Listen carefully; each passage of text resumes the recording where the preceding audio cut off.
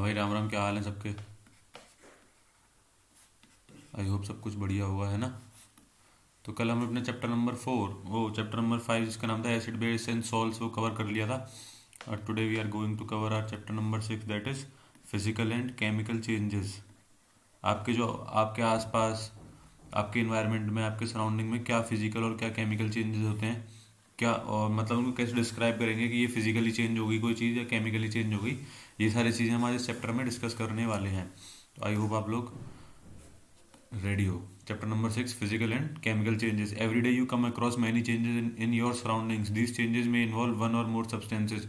For example, your mother may ask you to dissolve sugar in water to make a cool drink. Making a sugar solution is a change. Okay. Similarly, setting curd from milk is a change. Sometimes milk become sour. Souring of milk is a change.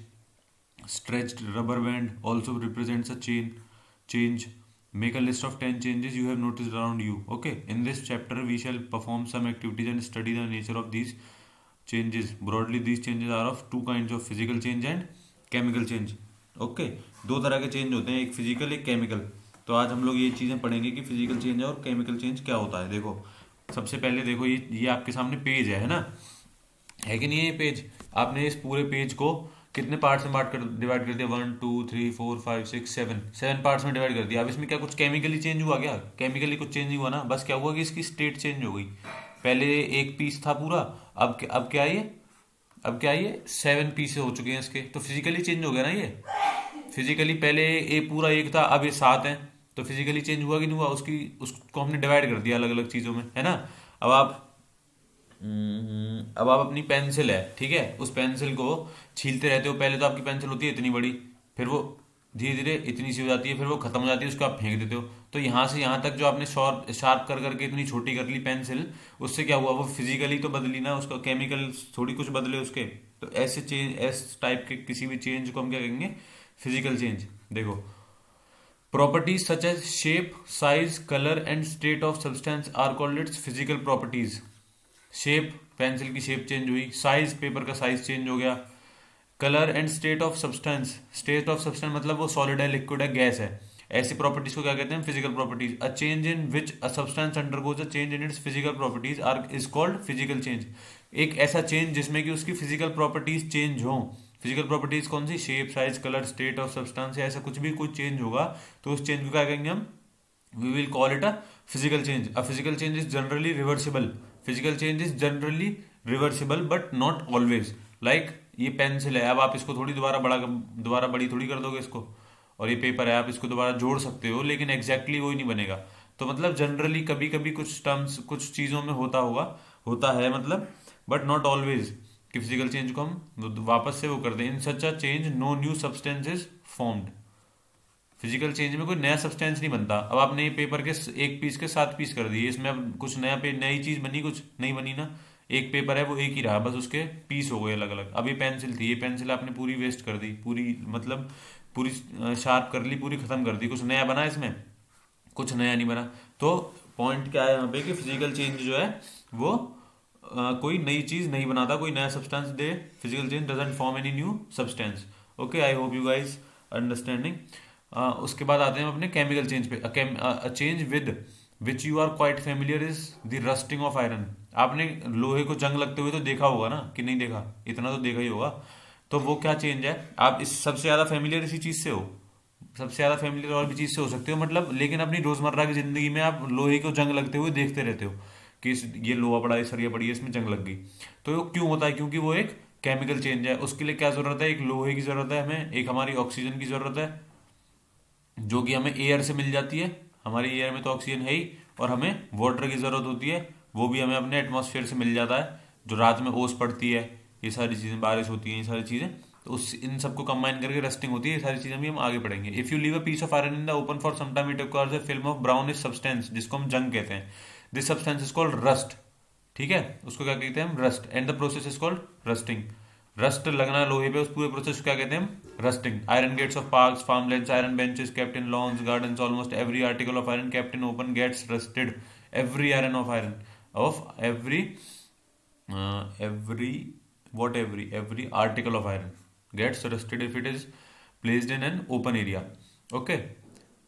In the kitchen a wet iron tawa open gets rusted if it left in that state for some time. देखना कभी भी आप लोग, अगर आपने गीले तवे को रख दिया ना, लोहे का होना चाहिए वो आयरन का, तो उस पर भी येलो येलोइश बन जाता है, कुछ येलो येलोइश जम जाता है, येलो ऑरेंज टाइप का कुछ। तो वो एक रस्टिंग ही हो गई है उसकी, क्योंकि उसको ऑक्सीजन हवा में से मिल गई और वो गीला था पहले से, तो वो रस्टिंग हो गई। बट वो इतनी ज़्यादा उसमें अमाउंट में नहीं हुई है कि वो हट ना सके। ठीक है, ये हो गया एक हमारा केमिकल चेंज। देखो एक केमिकल चेंज क्या है कि ये हमारा एक मैग्नीशियम रिबन होता है, जस्ट लाइक कि लिटमस पेपर जैसे, ये समझ लो ये हमारा मैग्नीशियम रिबन है। ठीक है, एक लिटमस पेपर की तरह ये हमारा मैग्नीशियम रिबन होता है। उस मैग्नीशियम रिबन को हम लेंगे, उसको सैंड पेपर से घिस लेंगे पहले अच्छी तरह से। ठीक है, तो हमने क्या किया ना कि एक मतलब आग जलाने के बाद उस मैग्नीशियम रिबन को आग के पास लेके जाना है हमें। तो जैसे ही हम उसको आग के पास लेके जाएंगे ना, it will completely burn it leaves behind a powdery ash. मतलब क्या होगा ना कि जब वो जल जाएगा तो राख बन जाएगी उस पेपर की जलने के बाद, और वो जलेगा किससे? It Burns with a brilliant white light. बहुत ज्यादा रोशनी के साथ जलेगा मैग्नीशियम रिबन। मैग्नीशियम रिबन जो है वो बहुत ज्यादा किसके साथ जलेगा? रोशनी के साथ चलेगा। मैग्नीशियम रिबन, मैग्नीशियम रिबन किसका बना है? रिबन है बस, वो एक है किस चीज का? मैग्नीशियम का। ओके, तो इसमें क्या हुआ? ये केमिकली चेंज हुआ कि नहीं हुआ? फिजिकल स्टेट तो इसकी चेंज हो ही गई कि वो क्या कहते हैं, हमारा रिबन था वो राख बन गया, वो हमारी केमिकली चेंज हो गया, वो सॉरी फिजिकल चेंज हो गया। बट इसमें केमिकली चेंज क्या हुआ कि बहुत ज्यादा लाइट कहाँ से आई, क्यों आई वो लाइट, और नया कुछ सब्सटेंस बना। वो क्या बना? The change can be represented by the following equation. Magnesium plus oxygen, oxygen हमें कहाँ से मिली? ऑक्सीजन हमें किसके लिए चाहिए थी? हमें ऑक्सीजन अपने एक्सटिंग्विशिंग, उसको जलाने के लिए, उसको एक्सटिंग्विश करने के लिए हमें ऑक्सीजन चाहिए थी, जो कि हमें एयर से मिल गई। तो मैग्नीशियम और ऑक्सीजन के मिलने के बाद क्या बन गया? नया substance, that is magnesium oxide. Magnesium oxide बन गई कि नहीं बनी? ओके, तो नया सब्सटेंस बनाना हमारा, मैग्नीशियम और ऑक्सीजन को मिला के हमारा नया सब्सटेंस क्या बन गया? Magnesium oxide. तो केमिकल चेंजेस में हमेशा मोस्टली नया सब्सटेंस, न्यू सब्सटेंस बनना ही बनना है। Okay, collect the ash and mix it with a small amount of water. जो अपनी राख बन गई उसको थोड़े से अमाउंट ऑफ वाटर में डाल देना, उसके बाद उसको मिक्स कर लेना पूरी तरह से, अच्छे से उसे मिला लेना। Test the mixture with blue and red litmus papers. Blue और रेड लिटमस पेपर से उसको टेस्ट करना है। तो उसको टेस्ट करने के बाद क्या मिलेगा? On dissolving the ash in water it forms a new substance, this change can be written in the form of. देखो मैग्नीशियम ऑक्साइड की राख बनी ना, वो जो राख थी वो मैग्नीशियम ऑक्साइड की थी, फिर हमने उसको वाटर में डाल दिया तो हमें क्या नया सब्सटेंस मिल गया? Magnesium hydroxide. मैग्नीशियम हाइड्रोक्साइड क्या था हमारा? आई होप आप लोगों को याद होगा, जो हमने कल ही पढ़ा था, एक एंटासिड के उसमें वो करता है, ये मिल्क ऑफ मैग्नीशिया। जब आपके ज़्यादा एसिड HCl का ज़्यादा एक्शन हो जाता है आपके स्टमक में, तो हम क्या करते हैं? एक बेस लेते हैं, उसमें से एक बेस था milk of magnesia. As you have already learned in chapter 5, magnesium hydroxide is a base, so magnesium oxide is a new substance formed on burning of magnesium. Magnesium के बर्निंग के time पे क्या बना? हमारी नई substance magnesium oxide बनी। और जब हमने मैग्नीशियम ऑक्साइड को वाटर में डाला तो हमारा क्या नया बना? नया substance, that is magnesium hydroxide बनी। ओके, तो आई होप आप लोगों को समझ में आ रहा होगा कि फिजिकल चेंज और केमिकल चेंज में क्या डिफरेंस है। उसके बाद देखो एक नई एक्सरसाइज है, ये एक्टिविटी 6.7। इसमें क्या करना है आपको? कॉपर सल्फेट सॉल्यूशन लेना है, CuSO4 लेना है। कॉपर सल्फेट सॉल्यूशन लेना, जिसको हम क्या कहते हैं? ब्लू विट्रियोल भी कहते हैं कॉपर सल्फेट सॉल्यूशन को। ओके, उसमें क्या करना है? Copper sulphate solution in about a half cup of water in a glass tumbler or a beaker. थोड़ा सा कॉपर सल्फेट सॉल्यूशन हमें एक आधे कप या आधा ग्लास के बराबर पानी लेना है, उसमें मिला देना है। उसके बाद हमें क्या करना है? डाइल्यूट सल्फ्यूरिक एसिड की थोड़ी सी ड्रॉप मिलानी है उसमें। Add a few drops of dilute sulphuric acid to the solution, you should get a blue coloured solution. ये देखो यहाँ हमें ब्लू कलर्ड सॉल्यूशन मिल गया कि नहीं मिल गया? इसको क्या कहते हैं? Blue vitriol. ओके, ये सारे काम अपने आप नहीं करने, कहीं पे भी लैब में टीचर्स के सामने करने हैं। ठीक है, घर पे ही मत करने लग जाना ये सारी चीजें। Save save a small sample of the solution in a test tube for a glass बोतल। मतलब टेस्ट ट्यूब में थोड़ा सा सॉल्यूशन ले लो इसमें से। उसमें क्या करो आप? एक नेल डाल दो, मतलब कील डाल दो, या फिर एक शेविंग ब्लेड डाल दो। ओके, उसको थोड़ी देर रख दो, 1 घंटा आधा घंटा के लिए रख दो। तो देखना उसके बाद थोड़ी देर बाद आप देखोगे कि ये जो सॉल्यूशन ब्लू था वो सॉल्यूशन अब ग्रीन हो चुका है अपने आप। तो ये ग्रीन क्या हुआ है? इसकी ग्रीन क्या होगा? इसका कलर चेंज होगा कि नहीं होगा? और ये क्या हुआ? केमिकली तो हुआ है, पहले ब्लू था अब ग्रीन हो गया। सिर्फ किसकी वजह से? आयरन डालने की वजह से। तो कुछ अंदर केमिकल रिएक्शन हुई, उसकी वजह से क्या हो गया? हमारा सॉल्यूशन ग्रीन हो गया। तो ये केमिकल चेंज हुआ। Colour of the solution from blue to green is due to the formation of iron sulphate, a new substance. एक नया सब्सटेंस बन गया हमारा। क्या बन गया हमारा नया सब्सटेंस? FeSO4 आयरन सल्फेट बन गया हमारा नया सब्सटेंस इसमें। और देखो the brown deposit on the iron nail is copper. देखो हुआ क्या? जो नया सॉल्यूशन बन गया ना, उसने क्या किया, कॉपर को हटा के, कॉपर तो ब्लेड पे चला गया, जो कि ब्राउन ब्राउन दिख रहा है आपको इस ब्लेड पे, वो तो कॉपर है। तो कॉपर सॉल्यूशन में से निकल के कहाँ चला गया, ब्लेड के ऊपर, और इस सॉल्यूशन में कॉपर की जगह पे क्या आ गया, हमारा आयरन आ गया। We can write the reaction as copper sulphate solution plus iron gives iron sulphate solution which is green and copper brown deposit on the iron that is blade are, जो हमारा ब्लेड था। तो आई hope आप लोगों को ये समझ में आ रहा होगा, एक नया सब्सटेंस बन रहा है हमारा हर बार एक केमिकल रिएक्शन में। तो फिजिकल चेंज में हमारा कोई नया सब्सटेंस नहीं बनता है, but in a chemical reaction, in a chemical change always a new substance is formed. Okay, I hope आप लोगों को समझ में आ रही होंगी चीजें। अब देखो एक नया, एक और ये क्या कहते हैं, एक नई वो है, the reaction between carbon dioxide and lime water is as follows. एक और एक्टिविटी है, कार्बन डाइऑक्साइड और लाइम वाटर, यानी कि कैल्शियम हाइड्रोक्साइड को जो हमने लिया तो नया सब्सटेंस क्या बना हमारा, कैल्शियम कार्बोनेट एंड वाटर। जब कार्बन डाइऑक्साइड और लाइम वाटर को हमने हमने रिएक्ट करवाया, कार्बन डाइऑक्साइड के अंदर हमने लाइम वाटर डाला, ओके, तो उसमें क्या रिएक्शन हुआ कि कैल्शियम कार्बोनेट बन गया हमारा। When the carbon dioxide is pass through lime water that is calcium hydroxide, calcium carbonate is formed, okay, which makes lime water milky. Calcium carbonate क्या हो जाता है, मिल्की मिल्की सा लगता है हमें, दूध की तरह दिखता है, गाढ़ा गाढ़ा थोड़ा सा। The turning of lime water into milky is a standard test of carbon dioxide. देखो आपने लाइम वाटर में से जैसे ही पास करोगे कार्बन डाइऑक्साइड को, तो कैल्शियम कार्बोनेट बन जाएगा, ठीक है। तो क्या हो गया कि अगर वो मिल्की बन गया तो इसका क्या मतलब था कि वो लाइम वाटर था और वो टेस्ट ऑफ कार्बन डाइऑक्साइड था। मतलब हम इसको कार्बन डाइऑक्साइड के लिए भी टेस्ट कर सकते हैं कि वो कैल्शियम कार्बोनेट है कि नहीं है। कैल्शियम हमने कार्बन डाइऑक्साइड में लाइम वाटर मिलाया तो ये बना और वो मिल्की है, तो वो कैल्शियम कार्बोनेट है। You will use you will use it in chapter 10 to show that the air we breathe out is rich in carbon dioxide. चलो ये सारी चीजें हम चैप्टर 10 में पढ़ेंगे। तो ये सब हमने कर लिया। You saw that in each change, देखो in activity 6.6 to 6.8 you saw that in each change one or more new substance were formed. हमने देखा कि हर बार नया सब्सटेंस बनना था। पहले फिर आयरन सल्फेट बना, अब कॉपर का वो कैल्शियम कार्बोनेट बना CaCO3, ठीक है। इन activity 6.6 the S was the new substance formed when magnesium was burnt in air. In activity 6.7 the reaction of copper sulphate the iron produced from the iron produced, iron sulfate and copper, both of these are new substance. Copper was deposited on the shaving blade of iron. In activity 6.8 vinegar and baking soda together produced carbon dioxide which turned lime water milky. What? vinegar and baking soda ने क्या बना दिया हमारा, carbon dioxide and other substances. और ये carbon dioxide ने क्या किया, कैल्शियम कार्बोनेट बनाया विद कैल्शियम हाइड्रोक्साइड के साथ मिलके CO2 ने, और इसको क्या किया, लाइम वाटर को मिल्की किया। अभी हमने पढ़ा। सो अ change in which one or more new substances are formed is called a chemical change. Okay, एक कोई भी ऐसा चेंज जिसमें कि एक या उससे ज्यादा कोई भी नया सब्सटेंस बने तो उसको क्या कहेंगे हम, एक केमिकल चेंज। और उस पूरी रिएक्शन को अ chemical change is also called a chemical reaction. Chemical changes are very important in our lives. All new substances are formed as a result of chemical change. For example, digestion of food in our body, ripening of fruit, fermentation of grapes, etc. happen due to the series of chemical change. A medicine is the end of the product of a chain of chemical reaction. तो ये सारी चीजें हमारे chemical change की वजह से ही होती हैं। हमारा डाइजेशन, हमारा फल फ्रूट, ये सारी चीजों का इनका पकना, तो ये सारी चीजें क्यों होती है हमारी, because of our chemical change. Chemical change जब कुछ भी होता है तो उसमें क्या मिलता है हमें, हीट, लाइट और एनी अदर रेडिएशन में भी गिवन और ऑफ और एब्जॉर्ब। साउंड हो सकती है उसमें, उसकी स्मेल बदल सकती है, उसका कलर बदल सकता है, गैस में भी फॉर्म्ड एक नई गैस बन सकती है उसमें, ठीक है। You saw that burning of magnesium ribbon is a chemical change. Burning of coal, wood or leaves is also a chemical change. In fact, burning of any substance is a chemical change. Burning is always accompanied by production of heat. Burning of anything is a chemical change. Explosion of firework is a chemical change. You know that such an explosion produces heat, light, sound and unpleasant gases that pollute the atmosphere.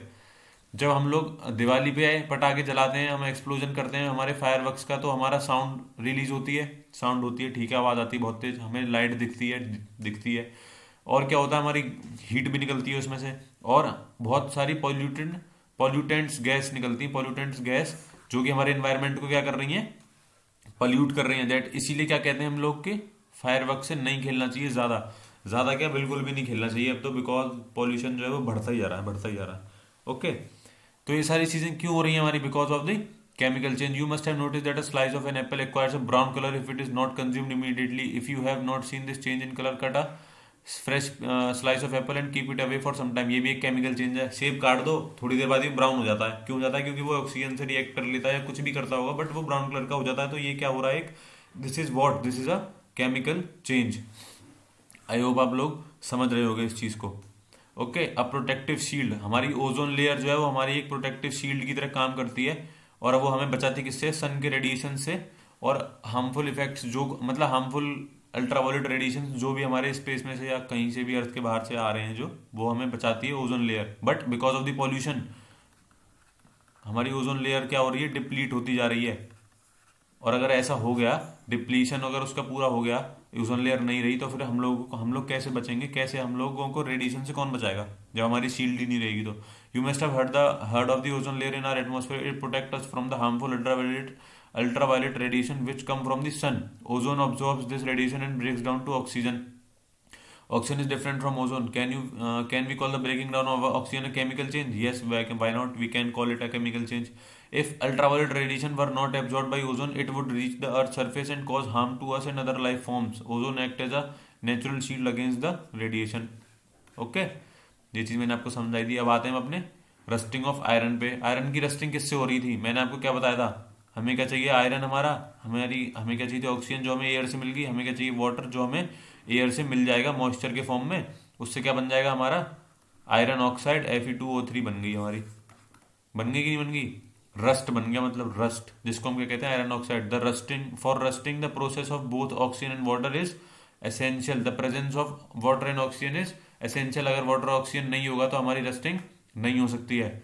Okay. In fact the content of moisture is in air is high. अगर air में जो moisture है content जो है high है, तो rusting हमारी बहुत तेज हो जाती है. Which means if it is more humid, rusting becomes faster. इसीलिए आपने देखा होगा जो सी के पास जो एरिया होता है वहां पे जो रस्टिंग होती है वहां ज्यादा होती है, क्योंकि वहां का वेदर कैसा होता है? ह्यूमिड. वहां पे ज्यादा मॉइस्चर होता है एयर में. ओके. तो आई होप आप लोगों को समझ में आ रहा होगा. और हम लोग अपनी इस चीज को बचाते कैसे हैं? How we prevent rusting. कैसे करते हैं हम लोग prevent? On one simple way it is apply coat of paint or grease. घर पे आपने देखा होगा ना, आपके घर पे कुछ भी लोहे की चीज लगती है, चौखट लगेगी या फिर आपके टट्टर लगेगा पीछे जो लगता है, जिसको हम कहते हैं, तो उन पे क्या होता है? पहले पेंट कर देते हैं हम लोग. तो पेंट इसलिए करते हैं ताकि रस्टिंग ना हो. In fact these coats should be applied regularly to prevent rusting. Another way is to deposit a layer of metal like chromium और जिंक ऑन आयरन. आयरन के ऊपर एक लेयर चढ़ा दो क्रोमियम और जिंक की, तो उससे भी हमारा क्या होगा? आयरन जो प्रिवेंट रहेगा. इस प्रोसेस को क्या कहते हैं हम? Galvanization. The process of depositing a layer of zinc on iron is called galvanization. Okay. The iron pipes we use in our homes to carry out water are galvanized to prevent rusting. आपने घर में देखे होंगे. आजकल तो PVC के pipe चल रहे हैं, बट पहले जो पाइप्स चलते थे, या कभी गांव में जाना तो नल पे देखना, नल जो होते हैं नल, उनमें जो ऊपर दिखता है ना वो जिंक, आपको सिल्वर था, वो जिंक की कोटिंग हुई होती है. उस प्रोसेस को हम गैल्वेनाइजेशन कहते हैं, ताकि उन चीजों में रस्ट ना लगे. ओके. जो स्टेनलेस स्टील होता है वो हमारा आयरन में क्रोमियम, निकल और मैग्नीज, ये सारी चीजें मिला के बनाया जाता है, ताकि क्या ना हो? हमारी रस्टिंग ना हो. स्टेनलेस स्टील इसलिए कभी रस्ट नहीं करता है क्योंकि उसमें इम्प्योरिटीज डल गई ना, क्रोमियम, निकल, मैग्नीज, ये सारी चीजें डल गई. तो जब इम्प्योरिटीज डल गई तो केमिकल रिएक्शन होना मुश्किल हो जाता है. ओके. आई होप आप लोगों को ये सब कुछ समझ में आ रहा होगा और आया भी होगा. अब आते हैं अपने लास्ट चैप्टर पे, दैट इज आर क्रिस्टलाइजेशन. आपने नमक नहीं देखा? नमक क्या है? क्रिस्टल्स के फॉर्म में तो है. In class 6 you have learn that salt can be obtained by the evaporation of sea water. Sea water को इवेपोरेट कर दो तो आपको क्या मिल जाएगा? नमक, जो कि किस फॉर्म में? क्रिस्टल फॉर्म में. The salt obtained in this manner is not pure and the shape of its crystal can not be seen clearly. ठीक है, ऐसे. लेकिन जो आप इवेपोरेशन ऑफ सी वाटर, समुद्र के पानी को इवेपोरेट कर दोगे, और जो आपको नमक मिलेगा ना, वो क्या होगा? प्योर फॉर्म में नहीं होगा. ठीक है. However large crystals of pure substances can be formed their solutions. Okay. The process is called crystallization. It is an example of physical change. जो हमारा क्रिस्टलाइजेशन है ना, किसी भी सॉल्यूशंस में से उसके क्रिस्टल्स निकालना, अगर उसमें है तो, इस प्रोसेस को क्या कहते हैं हम? क्रिस्टलाइजेशन. और क्रिस्टलाइजेशन क्या है हमारा? Physical change to be performed in the presence of the teacher. Activity 6.9. Only use dilute sulphuric acid, be careful while boiling water. देखो, take a cup full of water in a beaker and add a few drops of dilute sulphuric acid, heat the water, when it starts boiling add copper sulphate powder slowly while stirring continuously. Okay, पानी लेना है, उसमें क्या डालना है, dilute sulphuric acid, उसके बाद उसको गर्म करना है, थोड़ी देर बाद उसमें क्या डालना है, copper sulphate solution. Continue adding copper sulphate powder till no more powder can be dissolved. डालते रहो उसमें जब तक कि ऐसा ना लगे आपको कि अब नहीं घुल रहा है, इसमें घुलना बंद हो चुका है। फिर उसके बाद क्या करना, फिल्टर कर लेना सॉल्यूशन के, allow it to cool, do not disturb the solution when it is cooling, look at the solution after some time, can you see the crystals of copper sulphate, if not wait for more time. मतलब उसको ठंडा करने के बाद जब आप देखोगे तो आपको क्या दिखेगा कि कॉपर सल्फेट के आपको क्या दिखने लग जाएंगे, क्रिस्टल्स दिखने लग जाएंगे। ठीक है, जैसे कि ये दिख रहे हैं। ओके, तो एक मतलब पॉइंट होता है, उसके बाद उसमें किसी भी लिक्विड में, किसी भी सॉल्यूशन में कोई चीज घोलोगे आप तो वो घुलेगी नहीं। ओके, तो उस पॉइंट तक घोलना है आपको कॉपर सल्फेट सॉल्यूशन इसमें। तो हमने इस चैप्टर में क्या पढ़ा, you have learned about physical and chemical changes, try to identify changes that you observe around you as a physical or chemical change. Okay, I hope आप लोगों को ये चैप्टर समझ में आया होगा। तो अब हम अपनी एक्सरसाइजेस वगैरह कर लेते हैं। देखो, आप लोगों को इस क्वेश्चन में क्या दिखाना है, बताना है, मतलब कि कौन सी चीज फिजिकल चेंज है, कौन सी चीज केमिकल चेंज है, क्लासिफाई द, ये ठीक है। फोटोसिंथेसिस क्या है हमारा, केमिकल चेंज है, फोटोसिंथेसिस एक केमिकल चेंज है, क्योंकि उसमें नया प्रोडक्ट क्या है, वो फूड वूड बनाते हैं, अपने प्लांट जो है फूड वगैरह बनाते हैं कि बनाते हैं। तो ये सारी चीजें क्या है हमारी chemical change. Dissolving of sugar in water, ये क्या हमारा फिजिकल चेंज। कोई नया प्रोडक्ट बनना है, नहीं बन रहा। Burning of coal, chemical change. Melting of wax, ये भी एक केमिकल चेंज नहीं है, सॉरी, मेल्टिंग ऑफ वैक्स क्या है हमारा, फिजिकल चेंज है। ओके, मेल्टिंग ऑफ वैक्स क्या है हमारा, फिजिकल चेंज। ये हो गया मेरे बात। Beating of aluminium to make aluminium foil, digestion of food, ये भी क्या है हमारा, chemical change. Beating of aluminium to make aluminium foil, उसकी बस शेप साइज चेंज हो रहा है, कुछ और तो चेंज हो नहीं रहा है ना, तो ये क्या हो गया हमारा, फिजिकल। उसके बाद आते हैं हमारे what, true and false. Cutting of log of wood into pieces is a chemical change, नहीं, false, it is a physical change. Formation of manure from leaves is a physical change, no, it is a chemical change. ठीक है, तो ये क्या, ये भी हमारा false हो गया। Iron pieces coated with zinc do not get rusted easily, true, जिसको क्या कहते हैं हम, galvanization. Iron and rust are the same substances, no, अलग अलग सब्सटेंस है वो। Condensation of steam is not a chemical change, condensation of steam is not a chemical change, नहीं है, वो फिजिकल चेंज है, बस गैस से कंडेंस होकर वो लिक्विड बन जाएगी, स्टीम जो है, तो वो बस अपनी स्टेट को चेंज कर रही है, अपनी फिजिकल प्रॉपर्टीज को चेंज कर रही है, इसलिए वो एक केमिकल चेंज नहीं है। Okay, when carbon dioxide is pass through lime water it turns lime water milky due to the formation of calcium carbonate बना था जो हमारा। The chemical name of baking soda is sodium hydrogen carbonate, that is NaHCO3। Two methods by which rusting of iron can be prevented are galvanization and painting। ठीक है, galvanization and painting। Changes in which only dash properties of a substance change are called physical changes। कौन सी properties उसकी, physical properties. Changes in which new substance are formed are called chemical changes. ठीक है, तो ये हो गया हमारा पूरा काम, हमारा चैप्टर होता है खत्म। आई होप आप लोगों को समझ में आया होगा। देखो, near the Qutub Minar in Delhi stands an iron pillar है एक, वहां पे दिल्ली में, आपने सुना ही होगा। Which is more than 7 meters high, it weighs more than 6000 kg, it was built more than 1600 years ago, after such a long period it has not rusted. अभी तक वो आयरन जो है वो कभी रस्ट नहीं हुआ है, 1600 साल हो चुके हैं उसे। For its quality of rust resistance it has been examined by scientist from all parts of the world। It tells something about the advances India and had in metal technology as back in 1600 years ago। अभी तक वो rust नहीं हुआ है, और इसका perfect answer I think scientist के पास अभी तक नहीं है कि वो क्यों नहीं रस्ट होता है।